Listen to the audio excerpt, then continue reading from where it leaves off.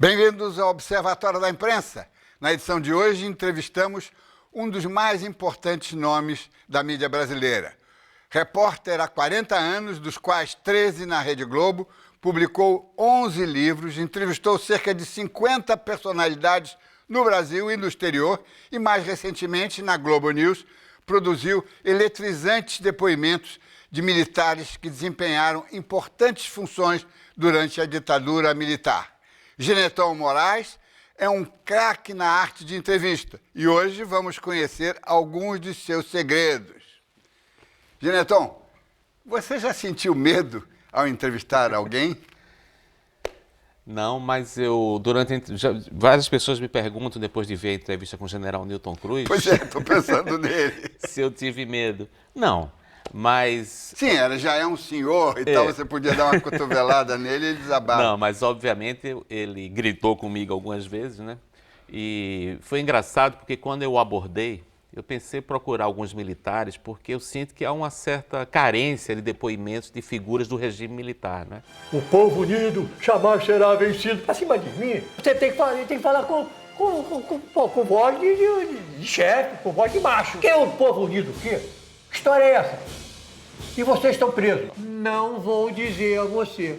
Eu tenho uma saudade tremenda da minha vida no Exército. Que linha dura nada. E eu acho que o jornalista não pode se dar ao direito de selecionar quem ele vai entrevistar. Então a gente já tem depoimentos muito bons de ex-guerrilheiros e tal. Eu mesmo fiz um livro inteiro com Fernando Gabeira. E eu disse, bom, eu queria ouvir também o que é que os militares têm a dizer sobre isso. Então quando eu procurei o Newton Cruz pela primeira vez, a primeira reação dele foi dizer não. Ele disse, olha, eu já estou fora, eu não quero falar. Ele até teve um momento de bom humor que ele disse, eu sou mal educado, eu vou gritar na entrevista e não vai dar certo e tal. Aí eu insisti, na quarta tentativa ele terminou cedendo. E por coincidência, quando eu procurei o general Leônidas Pires Gonçalves, que foi ministro do Exército já na redemocratização, mas foi chefe do DOI-CODE no Rio durante um período, Claro. Ele também me disse não. Mas eu insisti, terminou ele marcando a entrevista e foi engraçado porque na véspera da gravação eu telefonei para ele para confirmar, né? Eu disse a ele, general, está confirmada a nossa entrevista amanhã.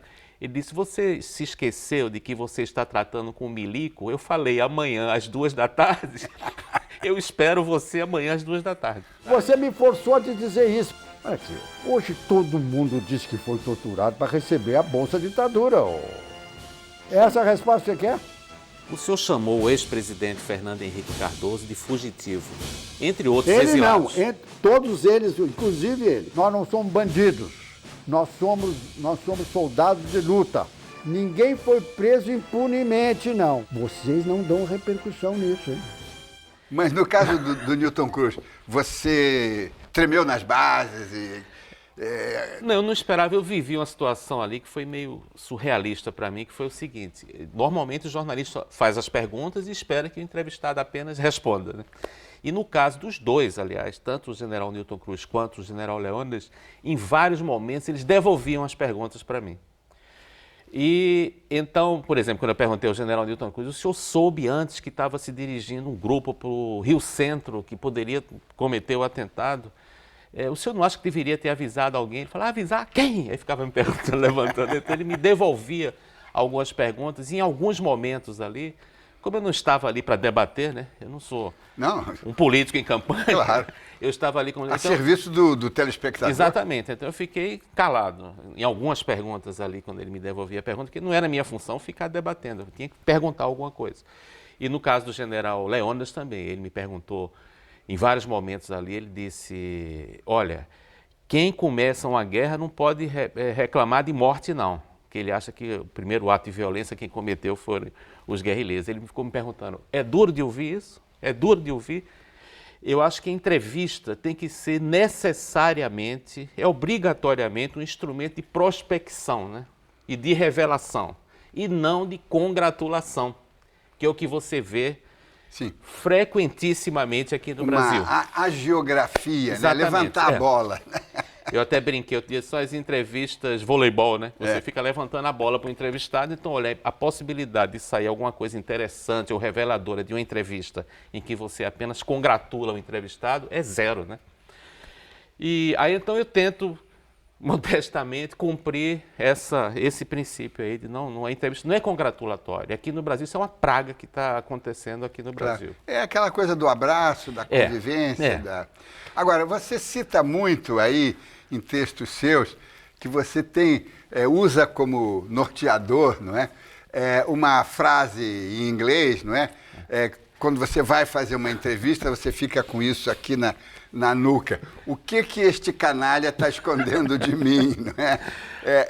É uma forma de você arrancar dele. Na verdade, a frase foi uma autobiografia de um jornalista inglês que eu li uma vez. Ele disse que no início da carreira, o chefe dele chegou para ele e deu uma lição inesquecível. Disse o seguinte: olha, toda vez que você estiver entrevistando um líder sindical, um presidente da República, um astro de rock, seja quem for, intimamente pergunte sempre a você mesmo: por que será que esse bastardo está mentindo para mim? A frase, na verdade, é essa. Em português não usamos bastardo, exatamente, eu falei canalha.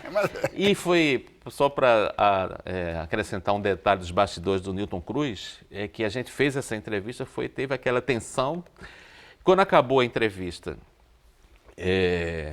eu disse a ele, eu não quero bancar aqui o bom moço, mas eu dei uma coisa que eu sinto sinceramente. Eu disse a ele: general, o senhor me interessa tanto quanto o personagem jornalístico, quanto o Luiz Carlos Prestes, a quem, aliás, eu entrevistei algumas vezes. Sinceramente, eu acho mesmo que a gente... Sim. Você não pode... São dois protagonistas.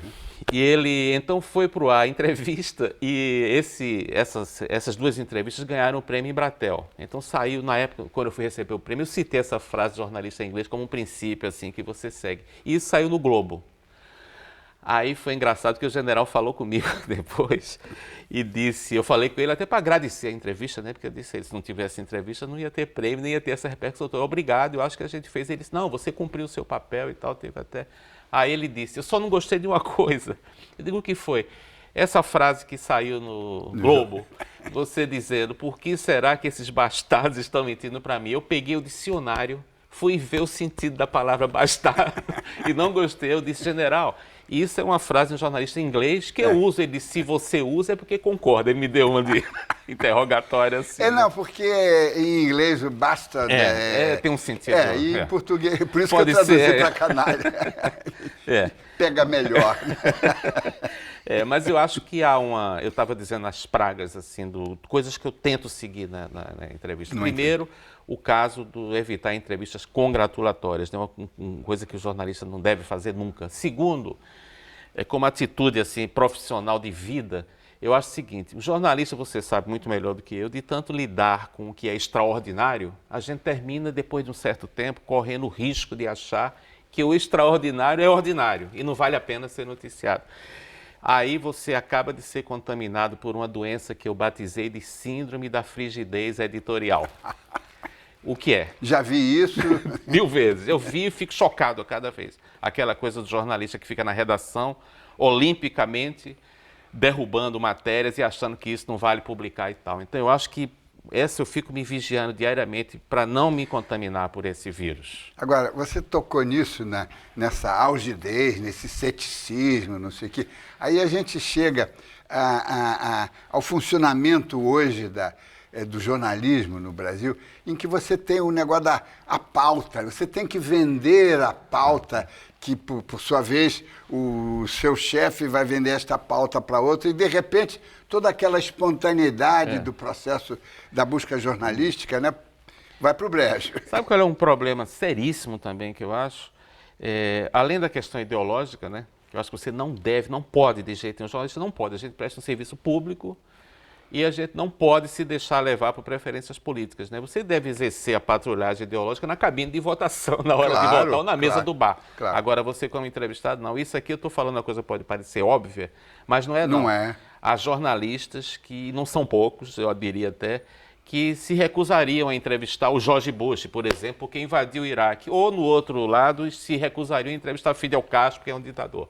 Eu acho que, para mim, eu pagaria $1 milhão para entrevistar tanto Fidel Castro quanto George Bush, tanto o general da ditadura quanto um ex-guerrilheiro, que, aliás, a gente fez até um programa com um ex-guerrilheiro, né, ele confessando que participou do justiçamento de um companheiro. Mas eu acho que aquela coisa do pecado que você disse, essa dificuldade, às vezes, de você emplacar, entre aspas, uma matéria, é outro pecado que é o seguinte, é você fazer jornalismo para jornalista. Não pode. E não para o público. E a maioria dos jornalistas, eu me arrisco a dizer isso aqui, Trabalha para os coleguinhas. com risco de parecer pretensioso, mas eu diria que a maioria dos jornalistas trabalha, faz matéria para os jornalistas e não para o público. Então, o que é que acontece aí? Você vê uma diferença brutal entre o que se vê na redação e a vida real, né? Às vezes acontece, eu não preciso nem citar grandes exemplos, não. No dia a dia, você chega numa redação e diz, olha, vou entrevistar uma mulher que estava no Titanic. Aí pode parecer um jornalista entediado, no Titanic aconteceu assim antes. Você vai para a padaria, um bom teste é o teste da padaria. Chega no balcão da padaria e comenta com alguém. Ou no táxi. O famoso motorista de táxi.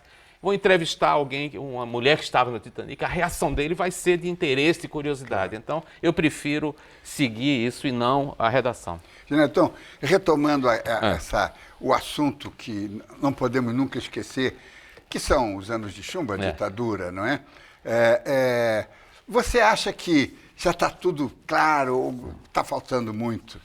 Não, eu acho que aí o jornalismo tem uma função interessante, aliás, a ser cumprida aqui no Brasil, que é o seguinte, como a gente vive esses famosos anos de chumbo da ditadura, há lacunas históricas e jornalísticas que precisam necessariamente ser preenchidas, né? Então, o jornalismo, eu acho que é uma função até fascinante que o jornalismo pode ter hoje, que é simplesmente, para resumir em uma frase, é contar hoje o que não pôde ser contado na época. Então, eu me lembro que eu tive uma convivência, tive o privilégio de conviver durante 20 anos com Joel Silveira, né, um grande repórter, que até o fim da vida... Vocês têm vários livros juntos? Chegamos a fazer 2 livros juntos. Eu, na condição de aprendiz, ele de mestre, né, e o Joel realmente foi uma universidade para mim, assim, porque a gente virou amicíssimo, assim, pessoal. E eu me lembro que uma vez eu tive aliás, estou preparando até um documentário que deve ser exibido na Globo News sobre o Joel, porque eu gravei muita coisa.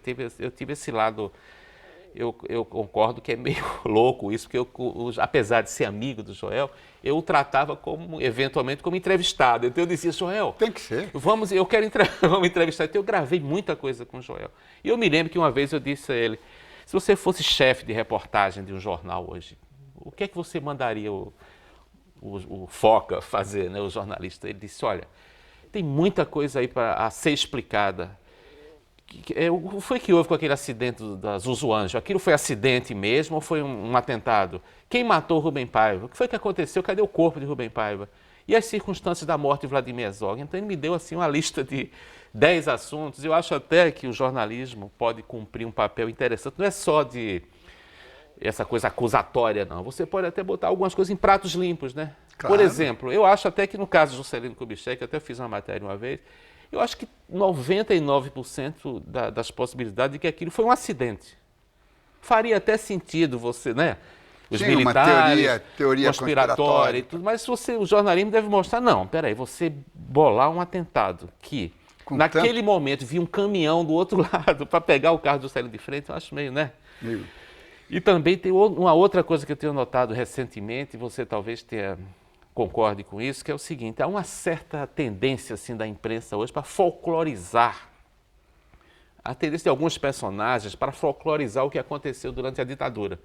Então eu vi recentemente uma entrevista de uma atriz, que foi depor no Museu da Imagem do Som e tal, e saiu no Globo a história dizendo, como se fosse umas coisas assim, um fato, né? Ela dizendo, eu não podia nem usar batom vermelho porque não podia, porque era comunista. Eu disse, pelo amor de Deus. Ele disse, olha, isso é um absurdo, né? Isso é fantasia. É uma fantasia. História da carochinha. E todo mundo tratar também a ditadura, às vezes, como se fosse uma coisa folclórica, uma brincadeira. Espera, isso aqui não foi uma brincadeira não, senão não teria durado 21 anos. Pois é. Aí você tocou num ponto que eu acho fundamental. É que também nós temos que começar não só a descobrir as coisas que os militares fizeram, porque eles eram os donos do Brasil, mas os civis também fizeram. Aliás, foram os civis que chamaram os militares para fazer. E também houve participação de jornalistas, não é? Também. O Cláudio Guerra, esse delegado do DOPS lá de Vitória, que contou as barbaridades que contou, inclusive aqui no programa, ele fala na participação de jornalistas trabalhando com a linha dura. E aí ele levanta um negócio que é muito importante. A linha dura estava querendo impedir que o Geisel fizesse a distensão. Isto é um fato que nós sabíamos, o Hélio Gaspari conta isso nos livros dele, mas de repente ficou visível, é que a linha dura não queria entregar o poder. Né? O que eu acho fascinante também do jornalismo é que um dos papéis que ele pode cumprir hoje, eu acho, é de corrigir, eu digo, além dessa coisa folclórica, né? Eu acho de tocar em alguns pontos incômodos também, né?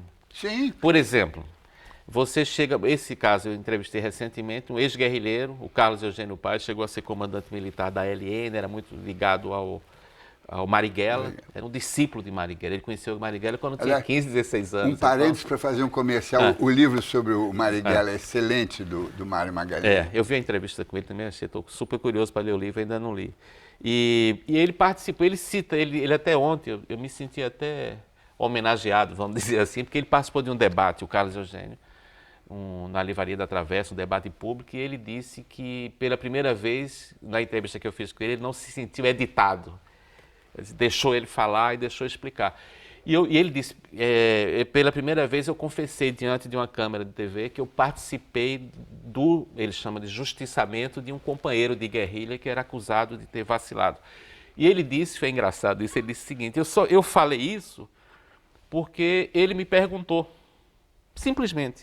Ele disse que as pessoas às vezes ficavam dando voltas e tal, não perguntavam diretamente, você participou da execução do seu companheiro Márcio Leite de Toledo, em 1971 em São Paulo?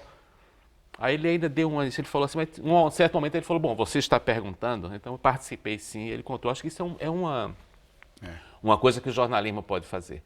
Não se furtar a tocar em assuntos interessantes, e não se ter medo de ir um pouco contra a corrente também, né? Não, e não esquecer que você tem que fazer perguntas. Se você faz a pergunta, ele diz. Agora, se você não faz, fica subentendido, não é? Está aí um problema também, já que nós estamos para fechar o lado crítico das entrevistas, o seguinte, outra praga que eu acho do jornalismo brasileiro, que é o seguinte, você fazer entrevistas em que você, como repórter, não faz perguntas ao entrevistado, faz afirmações. Então, às vezes eu vejo frequentemente isso, você chega na frente, eu começo aqui a fazer afirmações, eu como entrevistador, e você às vezes fica esperando a pergunta, né? E cadê a pergunta? Não tem pergunta. Então, eu me lembro, uma vez eu tive a chance de entrevistar o Nelson Rodrigues, uma coisa inesquecível. Aliás, uma entrevista foi publicada, né? É uma obra-prima. Tá, obrigado. Pelo Nelson Rodrigues também era fácil de você fazer. Aí eu cheguei, eu me lembro que, na verdade, ele me recebeu lá porque eu sou pernambucano e usei isso a meu favor. Foi lá no apartamento do Leme? Foi no Leme. Eu liguei e ele marcou a entrevista lá no apartamento do Leme. Foi em 78, eu tinha, na época, 22 anos, eu me lembro, e o Nelson Rodrigues tinha lido um livro do Nelson Rodrigues, tinha ficado deslumbrado com a qualidade do texto, né? E eu tinha dito, eu quero fazer para o Diário de Pernambuco e tal. Estava de férias, na verdade, aqui no Rio. Aí falei com o irmão dele e ele terminou marcando a entrevista. E foi uma cena completamente surrealista pelo seguinte, ele marcou a entrevista para a hora de um jogo da seleção brasileira. Aí eu disse, deve ter havido algum engano, não é possível. Aí eu não sabia. Aí eu bati lá na porta dele, morrendo de vergonha até. Eu disse até, olha, se a senhora quiser, eu volto depois para entrevistar. Ele falou, não, entra aqui. Aí o Nelson Rodrigues, eu cheguei, ele estava esparramado numa poltrona. Aí teve uma cena que eu nunca mais me esqueci. Claro que ele não sabia nem quem eu era, nunca tinha me visto mais gordo, mas estendeu os braços assim e falou, conterrâneo. Aí eu cheguei, eu disse a ele, a televisão estava ligada já, era um jogo Brasil e Peru. Nunca mais me esqueci, obviamente, 3-0 para o Brasil, dia 1º de maio. Aí a televisão ligada, aí eu disse a ele, o senhor quer ver o jogo? Eu venho depois. Aí ele botou a mão no peito, com aquela coisa meio dramática, ele falou, tira o som desse aparelho, ele chamava a televisão de aparelho, o Brasil me faz mal, o Fluminense me faz mal. Aí tiraram o som da televisão e eu fiquei intimamente com a dúvida, meu Deus do céu, o que é que ele vai escrever sobre esse jogo? Que ele está conversando comigo aqui, né? Aí teve lá, 1-0 para o Brasil, aí ele vibrou, gol! Esses meninos são gênios, ele dizendo, são gênios do Brasil. Aí teve a reprise, ele pensou que tinha sido 2-0 e vibrou de novo. Eu disse, não, isso é a reprise do gol. Aí eu disse, meu Deus, a situação mais surrealista do mundo, né? Aí quando acabou a entrevista e tal, eu me lembro até que ele virou para mim e perguntou, você me achou muito reacionário? Aí eu disse, não, o que é isso? Aí no dia seguinte eu tive a curiosidade de comprar o Globo para ver, Porque ele não escreveu só aquele jogo, ele estava comigo, eu saí de lá da noite já, não tinha... Aí ele fez aquilo, aí você vê o gênio, né? Essa coisa de saber o placar, quem fez o gol, isso fica para os idiotas da objetividade, nós, né? O Nelson Rodrigues escreveu lá que foi lindo o jogo, nossos rapazes fizeram no Globo com aquela qualidade. A melhor crônica foi ele que não viu o jogo, porque eu estava junto dele lá. Mas eu citei o Nelson Rodrigues aqui, na verdade, porque você falou que não tem perguntas, não falta ponto de interrogação. Eu digo, uma praga das entrevistas hoje é não ter ponto de interrogação. E o Nelson Rodrigues reclamou muito nessa entrevista, eu perguntei a ele, da falta de pontos de exclamação nos títulos. Vamos fazer reticências, um intervalo e voltamos já.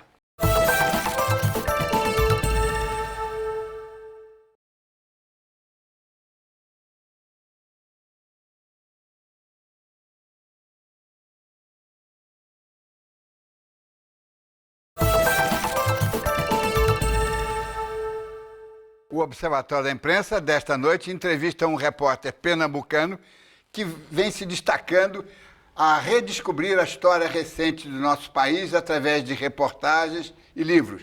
Geneton Moraes Neto. Geneton, quem foi o precursor, o Geneton Moraes?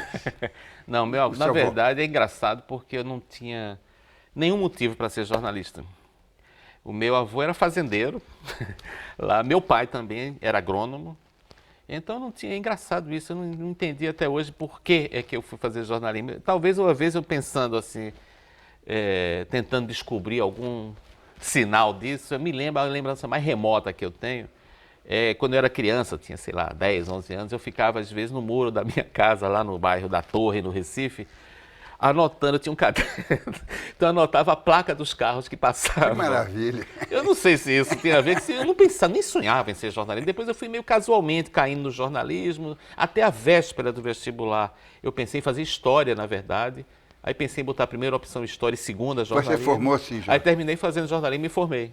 Aí eu estudei na Universidade Católica, lá de Pernambuco, e me formei. E foi trabalhar no jornal mais antigo do Brasil e da América Latina, não é? Mais artigos de que é o Diário de Pernambuco. Você tem aquelas lições de... Por isso que eu acho, eu sou totalmente a favor, sempre pergunta, diploma, estuda, eu digo, eu não conheço ninguém que tenha ficado mais burro estudando, né? Então, eu acho que a princípio você deve estudar. Agora, como vai ser o curso de jornalismo? Pode ser um ano de especialização, eu não sei. Mas assim, eu tenho a convicção também de que as grandes lições você aprende na prática. Claro. Então, por exemplo, eu vou citar rapidamente aqui, nas primeiras lições que eu aprendi no Diário de Pernambuco, tinha um diretor lá, Antônio Camelo, que era aquele jornalista das antigas, vibrador, escrevia título assim na mão e conseguia fazer os títulos com o número de batidas certo, tinha aquela coisa assim, né? E ele meio me adotou assim no jornal, quando chegou, disse, não, você vai ser o repórter aqui e tal. Aí disse, você vai fazer uma reportagem no Hospital da Tamarineira, que era um hospital para doentes mentais lá no Recife. E ele disse, invente que tem uma irmã internada lá dentro, faça qualquer coisa, volte com a matéria. E eu, com aquela petulância típica dos 16 anos, eu disse, deixa comigo. Aí fui com o fotógrafo, entrei sozinho, me misturei aos pacientes, que é um hospital meio aberto, e eu vi depoimentos, eles reclamando da comida, dizendo que o feijão vinha com pedra dentro e tal. Aliás, isso é um problema porque nenhum dos pacientes notou que eu não era paciente. Isso aqui é um assunto para 10 anos de psicanálise, né? Ninguém notou que eu não era. Aí eu saí e voltei já me identificando como repórter, procurei a direção do hospital com o fotógrafo e a diretora disse, não, aqui a gente tem uma equipe de nutricionistas, então segunda-feira serve frango, terça-feira serve carne, aquele mundo cor-de-rosa. Então ali eu já aprendi uma coisa para o resto da vida, né? Que existem duas verdades, a verdade oficial e a verdade dos fatos. Você não pode confiar cegamente em nenhum nem outro. E os fatos, quem vai buscar é o jornalista. Não tem como. Fazendo pergunta. Mas fazendo pergunta me remete ao final do nosso primeiro bloco, quando do Nelson Rodrigues, reclamando da ausência do ponto de exclamação. Né? Isso era uma maneira, como sempre nos nossos dias, aqueles exageros rodriguianos, né?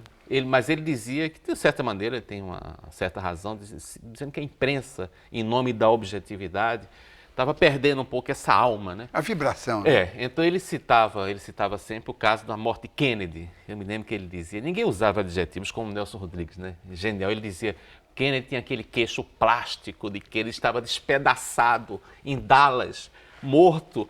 E os jornais aqui não se deram ao trabalho de dar um ponto de exclamação na manchete para noticiar a morte de Kennedy, o mundo abismado, e os jornais não davam. Então ele reclamava disso. E nessa entrevista ele disse, com todos os exageros, né, mas ele dizia que tinha um jornal à noite, que ele era apaixonado pelo jornal à noite. Sim. E dizia, você não precisava nem ler, mas era bom ter o jornal. Era um jornal apaixonante, né? Eletrizante. Então ele disse, o redator-chefe do jornal à noite publicou uma vez uma manchete. Aí ele falou aquelas frases, ele ficou mais rico do que o Rockefeller depois com essa manchete, que foi a manchete trágica da imprensa brasileira, inesquecível. Ele fez um drama, qual era a manchete? Era um estudante que morreu numa manifestação aqui no Rio. E à noite publicou numa manchete Primavera de Sangue. Então Nelson Rodrigues achou aquilo. Então ele reclamava da falta de... Eu acho, tirando o lado exagerado do Nelson Rodrigues, é verdade. Corretíssimo. Não é? E aí daí a frase dele, que tem muita verdade, o negócio da objetividade, não é? Quer dizer, você inventou uma objetividade justamente para disfarçar a emoção, para disfarçar a sua capacidade de contagiar o leitor, o telespectador, o que seja, né? Eu acho o seguinte, é claro, obviamente, houve uma revolução, uma modernização. Aliás, você participou muito, né, do Jornal do Brasil, esse processo de modernização da imprensa brasileira, que quem estuda um pouco a imprensa sabe, foi na década de 50, o Diário Carioca, que veio, o Lead, né? Americano veio para cá, mas aí o outro lado da moeda é o seguinte, claro que foi uma conquista, você fazer jornalismo objetivo, com o lead americano, com a coisa, você dizer tudo em 3 linhas ali, mas essa obsessão pela frieza e pela coisa abriu caminho, eu acho, para a mediocridade e para a mesmice, então se confundiu isso com o jornalismo. Claro. Agora, trabalhando em televisão, né? Como é que você emociona o telespectador? A emoção em televisão é tão fácil, entre aspas, que você tem que se policiar para não cair na facilidade, né? De você usar uma música exagerada, ou então o cara começa a ficar com os olhos cheios de lágrimas, você fechar o close nele, que todo mundo faz, aquela coisa de ficar... O negócio de chorar diante das câmeras é um... Mas eu acho que a grande coisa da televisão é que, especialmente na TV a cabo, que você tem tempo, né? É você valorizar, às vezes, os silêncios. Você vê que, às vezes, na correria de uma matéria de 1 minuto, você não tem como mas, às vezes, você editando uma matéria, às vezes, o silêncio diz muito sobre o entrevistado, a maneira que ele respira até. Uma vez, eu me lembro que eu fui entrevistar o Fernando Collor, nos 20 anos, né, do impeachment, e eu levei uma foto, eu imprimi uma foto em que ele aparecia saindo do palácio com aquela pose meio altiva, né, que ele fez. E eu perguntei a ele, aqui, nesse momento aqui, porque ele não fez nenhum pronunciamento ali, né? Ele saiu mudo. Eu digo, o que é que estava passando pela cabeça do senhor? Então o Collor tem aquela coisa meio dramática também, então ele pegou a foto assim, ficou olhando, ele deu uma respirada ali. Que disse tudo. Que a câmera captou assim, eu disse, velho, essa é a melhor fala da entrevista. Ele olhando aquilo, um homem que foi presidente da República com 40 anos de idade, jogou tudo pela janela, né? E olhando com aquele silêncio dele, deu aquela respirada, e pô, isso é só na televisão você consegue fazer isso. E ali não precisava nenhuma música dramática ali para fazer, era aquele silêncio dele olhando. Então eu acho que em televisão tem isso, você deve se policiar para não cair na facilidade. Mas eu acho que mas eu me considero mesmo, sem nenhuma falsa modéstia, mais um animal da imprensa escrita, né? Que hoje no blog, talvez, hoje está tudo se misturando tanto, né? Mas eu acho que é uma função da imprensa escrita, que o Paulo Francis tem uma passagem até que é pouco conhecida Você dele. entrevistou ele também? Foi, Paulo Francis, eu tenho também uma relação com ele de discípulo, vamos dizer assim. Então, na época do Pasquim, quando o Paulo Francis, era um ídolo, né, o Paulo Francis. Eu conheci na TV Globo em 87, 86, 87, e a gente conviveu, de certa maneira, até a morte dele em Nova York. Às vezes ele ia para Londres, eu morei em Londres um tempo, a gente conversava lá, então eu tinha uma relação muito... Era uma figura adorável, né? Você sabe. Ao contrário da imagem. De uma gentileza, de uma doçura, até doçura. E ele fez uma coisa comigo que para mim valeu como diploma de jornalismo aqui, que é o seguinte, vou até contar uma história aqui, parece cabotino, mas eu fiz um livro sobre o Carlos Drummond de Andrade, uma entrevista com o Carlos Drummond de Andrade, telefônica, foi engraçado, disse que as pessoas falaram, não faz por telefone, não vale a pena. É claro que é melhor você fazer pessoalmente, mas quando Drummond, ele não quer... Mas com Drummond não ia. Aí eu já sabia, me disseram, o Drummond é um ser telefônico, o Ziraldo usava isso, é um ser eminentemente telefônico. E uma vez eu entrevistei o João Cabral de Melo Neto, que é um grande poeta, ele disse, o Drummond tem uma coisa esquisita que é o seguinte, quanto mais próximo você estiver fisicamente dele, mais resguardado ele fica. Agora, se você fala, quanto mais longe você estiver no telefone, aí ele fala. Aí eu tentei até que um belo dia eu consegui. Bom, resumindo a história, a gente fez uma entrevista, preparei 65 perguntas, tudo que eu queria perguntar por causa da mulher, liguei para ele, sem nada combinado, ele atendeu, porque hoje qualquer subcelebridade de 15ª categoria... Tem assessor de imprensa. Exatamente. Um cara saradão do BBB, uma siliconada perua do BBB, tem 10 assessores de imprensa. O Drummond atendia o telefone. Aí eu disse a ele, eu tinha uma entrevista, inventei um pretexto, 60 anos do poema no meio do caminho, ele falou, não vale a pena e tal, minha filha está doente, a filha dele estava doente. Filha única dele. Bom, resumindo a história, eu disse a ele, se a gente fizer por telefone, ele, por telefone agora pode ser. Eu gravei, isso deu 90 páginas, eu acho, num livro, a transcrição da entrevista, eu fiz tudo. Depois liguei para ele novamente, ele teve essa cara de pau para tirar umas dúvidas. Ele até disse uma frase que até hoje eu não sei se foi um elogio ou uma crítica. Faz de conta que foi um elogio. Ele virou para mim e falou, você é implacável. Faz de conta que foi um elogio. Aí... Eu acho que você não pode ter essa prevenção também, diz, não pode, telefone não vale a pena, porque e tal. Em alguns casos, claro. Pode Agora, valer a pena. Você em televisão tem uma vantagem, porque você é o repórter e você também é o editor, você edita suas matérias. Não estou com isso fazendo críticas aos meus editores, mas você tem essa vantagem. Você chama a atenção, e eu acho é um elogio, você faz o dever de casa. Você faz as suas entrevistas e você não esconde com papelzinho, com a cola, não. Você leva o papel ali e está a 2 palmos do entrevistado e aqui hoje você também, veio né? como entrevistado e fez o dever de casa. Não, pelo seguinte, eu acho que eu não quero fazer de conta também, às vezes me incomoda um pouco, isso aí é um absurdo até eu estar dizendo isso aqui, mas às vezes me incomoda eu ver uma entrevista longa de alguém, bom, você vai entrevistar uma pessoa que você nem conhece direito às vezes, né? E a pessoa não consulta nada. Eu digo, meu Deus, será que a pessoa decorou tudo aqui? Sabe que esse escritor em 1928 disse que não sei o que e tal. Então eu não tenho pudor nenhum de as coisas básicas assim, eu anotar. Claro. E fazer. Eu acho que isso não diminui nada e nem ia por outra Ao coisa. Eu contrário. poderia muito bem decorar e esconder o papel aqui, né? E ficar aqui dizendo, olha, em 1932 e tal. Não, eu prefiro na frente da entrevista. Não vejo problema nenhum nisso. Realmente eu não tenho. Como também não. Mas as novas gerações têm um pouco problema. Acham que é.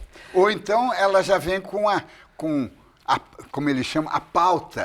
Aí o chefe fez as 22 perguntas que eles decoram. Mas sabe uma coisa que eu acho que eu comecei a contar ali, não fechei o negócio do Paulo Francis, que eu acho que aí por isso, eu acho que isso pode ser exercido mais na imprensa escrita.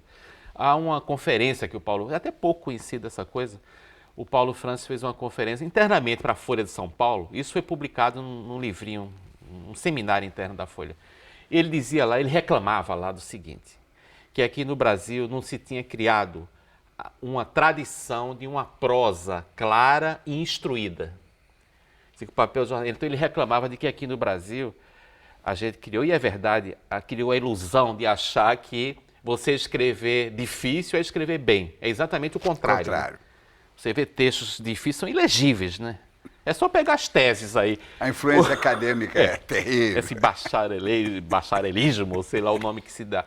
Então ele reclamava disso. E isso aí é uma função histórica, vamos dizer assim, que eu acho que o jornalista pode dar uma contribuição enorme ao Brasil, que é contribuir minimamente que seja para criar uma tradição de uma prosa clara e instruída. Límpida. Que se perdeu um pouco hoje essa coisa do zelo. O jornalista tem que ser cão de guarda da língua também, né? Sinto muito, mas tem que ser, né? Claro. Então você tem que... Essas coisas que parecem... esses cuidados mínimos com a língua. Você não pode dizer o óculos. Tem que saber que os óculos tem que ser o artigo tem que estar no plural. Por exemplo, você não pode dizer para mim ver, o jornalista. Então, certas coisas que são perdoáveis e outras Na pessoas... linguagem coloquial... Em jornalismo não pode. Então, vamos fazer mais um intervalozinho e voltamos daqui a pouco.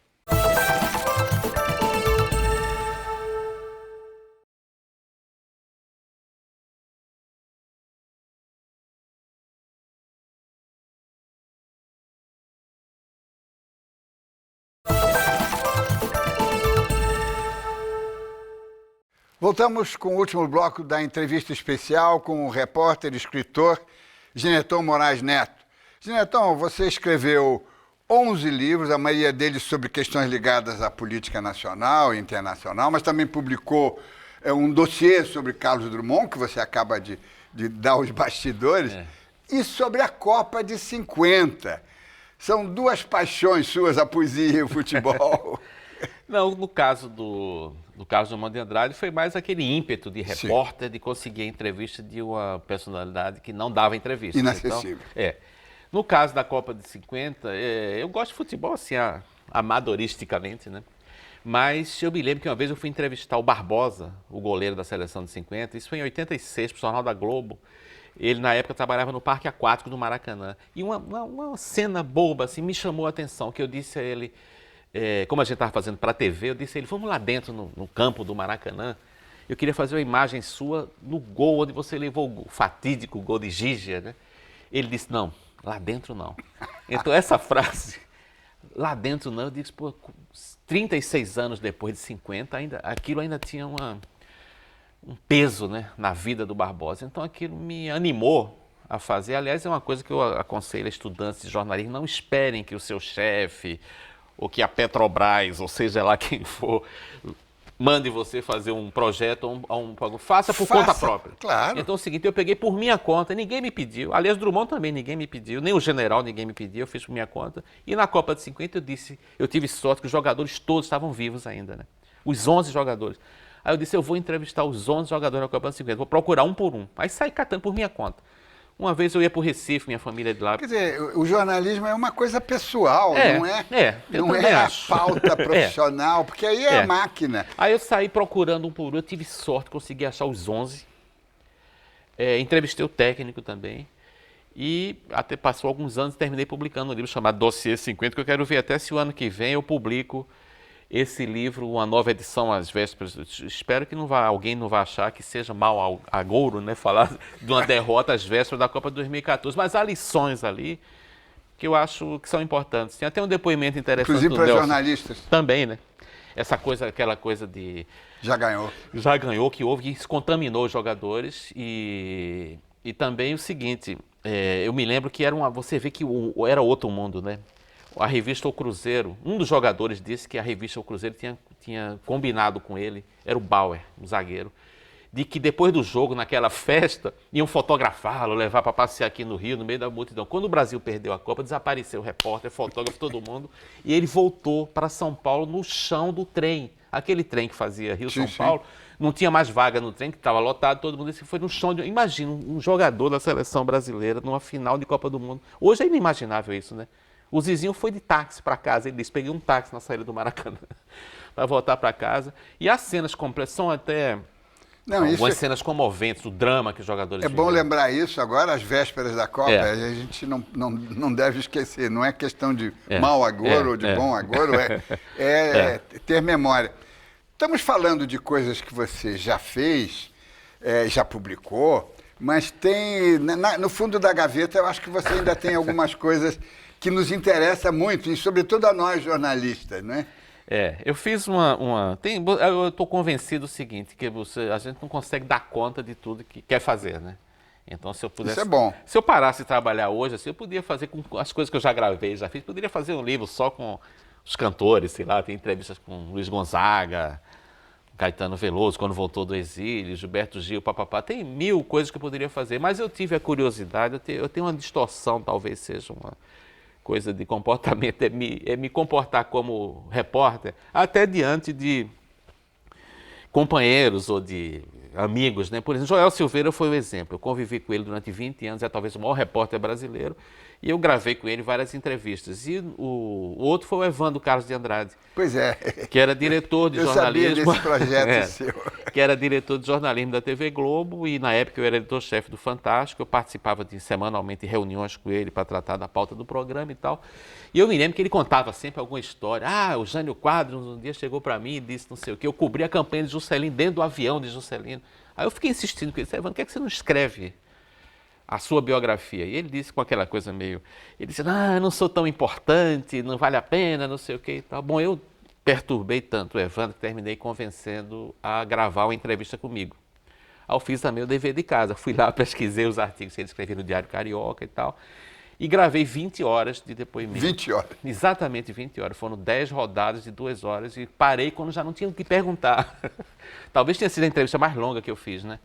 E eu acho que é um depoimento precioso sobre algumas fases importantes do jornalismo brasileiro. Não, ele foi o último dos mohicanos do Comandante. Do comandante malzinho, né? Cobrava, Era. brutalizava, não é? Mas era também uma flor de pessoa. E tinha um zelo pela língua também, né? Grande. E ele grande. ele participou de um momento importante, além do jornalismo da TV Globo, do telejornalismo da TV Globo, ele passou de um momento importante, como iniciando a carreira no Diário Carioca. Sim. Que foi um jornal que fez uma revolução. No momento em que o Diário Carioca estava... Fez uma revolução. E ele conta até histórias são um pouco elogiáveis, vamos dizer assim, são os bastidores do Diário. Aí a gente vê a diferença do jornalismo daquela época para hoje, né? Bom, resumindo a história, uma vez ele disse que eu fui entrevistar uma atriz americana que estava aqui no Brasil, que estava doente. Segundo a Evandro, ela tinha tido até um caso com um colunista social famoso na época. E Deve ser o Ibrahim. E ele foi entrevistar essa atriz, ela estava doente no hospital, e fizeram a foto da atriz junto com os jornalistas. Então, no dia seguinte, o Diário Carioca publicou na primeira página, isso é verdade que eu chequei a coleção, na legenda, o Pompeu de Souza, que era uma figura que era também amigo de Evandro, bem-humorado, brincalhão, mas fez uma coisa que hoje seria inadmissível. Ele botou na legenda, a atriz era Elaine Stewart, virou-se para o repórter do Diário Carioca e perguntou, você por acaso é primo do Burt Lancaster? Era uma brincadeira do Pompeu de Souza com o Evandro, botou essa frase na boca da... Porque o Evandro tinha um maxilar um pouco parecido botou essa frase na boca, uma coisa que ela jamais diria, né? E a outra também, que é inacreditável hoje. Hoje você, em 10 minutos, alguém descobriria isso e denunciaria no Twitter, que é assim, no Diário Carioca, já na fase boa também, uma inglesa foi condenada à morte, foi a última mulher a ser enforcada. E aí alguém disse para o Pompeu de Souza, era o editor, tem essa história aqui que é muito boa, vamos mudar na primeira página, né? Uma mulher vai ser executada amanhã. Eles, ótimo, cadê a foto dela? Aí disseram, não tem foto. Aí o Evandro disse, testemunhou isso, que o editor chegou e disse, pega a pasta das Misses lá dentro, no arquivo. Aí foi lá, pegou aquelas fotos, Miss Universo, aí pegou a candidata da Suécia, que ninguém sabia quem era, e publicou na capa do Diário Carioca uma foto que era mulher loura, linda, como se fosse a mulher que foi enforcada. E não era, né? Obviamente não. Então hoje você imagina, hoje não aconteceria isso. Não, isso já é. De jeito nenhum, né?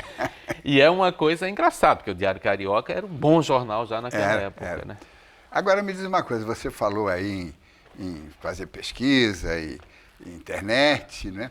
O jornalismo, você acha... Quer dizer, você é um multimídia, né? Você escreve... Todo mundo hoje é, né? Mas você escreve para veículo impresso, para livros, faz televisão, repórter, edita, não sei o quê. E o jornalismo na internet, esse jornalismo que parece que estão prometendo que vai acabar com o jornalismo romântico, impresso. Olha, eu acho que aí tem duas coisas. Em primeiro lugar, eu acho que a internet desacralizou a figura do jornalista, que eu acho uma coisa louvável da internet. Acabou, tornou meio ridículo aquela coisa, você ficar na redação decidindo, e agora eu vou decidir o que é que o mundo vai saber. A internet acabou com isso, né? Porque eu até outro dia brinquei na própria internet, fiz uma coisa brincando lá, dizendo, ó, o jornalista típico é aquele cara que acorda de manhã, olha para o espelho e pergunta, qual é a lição de música que eu vou dar hoje a Beethoven? Ou então, qual é a lição de futebol que eu posso dar a Pelé? Eu vou pensar aqui. Então, ele tem essa pretensão que eu acho que a internet acabou. Qual é o ministro que eu vou derrubar qual hoje? é o ministro, o presidente da República? Aliás, deve ser até uma pretensão saudável, derrubar um presidente, seja de quem for, ou da República ou do Palmeiras, né? Mas eu acho que o jornalista deve ter, no fundo, essa pretensão. Mas eu acho, por um lado, o jornalista desacralizou. Hoje, qualquer pessoa, né, pode transmitir uma informação pela internet, até irresponsavelmente. Em compensação, eu acho que a única boa notícia que tem para o velho jornalismo é o seguinte, hoje, mais do que nunca, a credibilidade virou uma moeda que vale muito, né? Então, por exemplo, você vê aconteceu comigo uma coisa engraçada, eu estava uma vez no Twitter E alguém nos Estados Unidos botou, antes de ser anunciado por Obama a morte do Bin Laden, alguém botou, o Obama vai falar daqui a pouco e estão dizendo que vai anunciar a morte do Bin Laden. Isso foi imediatamente, eu vi por acaso no Twitter, incrivelmente eu soube pelo Twitter. O que foi que eu fiz na hora? Você vai para o New York Times, né? Claro. Alguém diz aqui... A referência. Então eu acho que nesse ponto, isso aí vai crescer muito o valor, o Globo, a Folha de São Paulo, o New York Times, seja quem for, nesse ponto eu acho que vão sair ganhando, porque na hora que sair uma notícia, olha, o avião sumiu com não sei quem, você vai lá para o site do jornal ver. Sim, mas aí precisa ter sites de jornais estruturados classicamente, não é? Porque eu acho que aí uma coisa não vai morrer nunca, que é o seguinte, vai ser preciso sempre ter a figura do jornalista. Isso é trabalhoso, dá trabalho, são anos de, às vezes, você gastando, alguém que seja habilitado a hierarquizar as informações e a transmitir as informações de uma maneira clara e instruída, para citar o Paulo Francis. E botar o ponto de exclamação quando for necessário. E quando for necessário, botar o ponto de exclamação. Nesse ponto, eu acho que o jornalismo não vai morrer. Agora, é o seguinte, já que todo mundo está fazendo jornalismo, hoje, eu tive até um caso pessoal aí, que foi o seguinte, eu fui atacado no Twitter, eu fiz uma vez uma entrevista com o Geraldo Vandré, aí alguém lá no Twitter publicou que eu tinha roubado as perguntas de um trabalho escolar que uma menina tinha mandado para mim. Aí eu disse, bom, isso aí já passou do limite, né? Eu digo, a internet tudo bem, a terra, todo mundo faz o que quiser, agora é o seguinte, já que vai fazer jornalismo, vamos obedecer as regras. Nada de calúnia, injúria e difamação, você tem que respeitar os outros e quando fizer uma denúncia você tem que... Claro. Aí eu fiz o seguinte, eu não fiz nenhum escândalo na época, não, fui para a justiça. Pensando em abrir um precedente, né? Aí foi acolhida a coisa, eu chamei, eu consegui, hoje no Twitter você localiza, é fácil isso. É. Então a pessoa estava lá em São Paulo, foi convocada aqui para o Rio para uma audiência, eu fui para essa audiência, escrevi também o texto antes e cheguei. Aí eu disse o seguinte, olha, a única coisa, eu digo que eu não quero nada aqui, não estou atrás de compensação de nada, eu só quero dizer a você o seguinte, foi um jornalista que veio lá de São Paulo. A única coisa que vale na vida do jornalista é a credibilidade, né? Então, se você provar que eu roubei, entre aspas, uma pergunta, seja de quem for, em qualquer entrevista, eu estou dizendo aqui, eu fiz uma bravata, assim, que não é nem muito meu estilo, mas eu fiz. Eu estou aqui dizendo, em frente a uma autoridade, que eu dou para você tudo que eu consegui ganhar até o fim da minha vida profissional, eu estou doando se você conseguir provar isso. Agora, senão, você tem que aprender o seguinte, internet não é terra de ninguém, não. Para você escrever alguma coisa, você tem que provar, como eu tenho que provar, como jornalista, né? Se eu quiser escrever amanhã uma matéria, fulano de tal roubou, eu tenho que provar, cadê? Está aqui o cheque, foi depositado na Suíça. Aí o juiz multou lá, fez uma multa, uma coisa meio simbólica, disse, ou você paga essa multa ou você vai prestar um serviço comunitário. Eu disse, tá ótimo, manda ele para a Rocinha, fazer uma creche na Rocinha, ajudar alguém. Eu acho uma coisa saudável. Agora, com relação ainda a o jornalismo digital, né, qual o valor que você atribui à redação? Não é a redação, o ambiente de criação coletiva, não é? Que na televisão é menos, não é? Mas no jornalismo impresso, a redação tinha uma função... Eu acho uma pena que está se perdendo um pouco essa coisa, né, do ambiente de redação. Até hoje, com as facilidades tecnológicas que você tem, talvez vai chegar um dia que cada um vai ficar num lugar fazendo, né, escrevendo, mas eu acho que se perdeu um pouco, vai se perder essa coisa da convivência. Já se perdeu muito do próprio ambiente de redação. Eu me lembro quando eu entrei na redação do Diário de Pernambuco, aquela coisa, para quem tem 16 anos, uma coisa inesquecível. Primeiro, o ruído das máquinas, né? As mãos sujas de tinta, o cheiro de cigarro, né? O som das rotativas. Então isso aí hoje numa redação, você entra em qualquer redação, parece estar no hospital. A diferença é difícil achar. E o cheiro de chumbo, chumbo derretido, que vinha da oficina, exatamente, que era muito forte.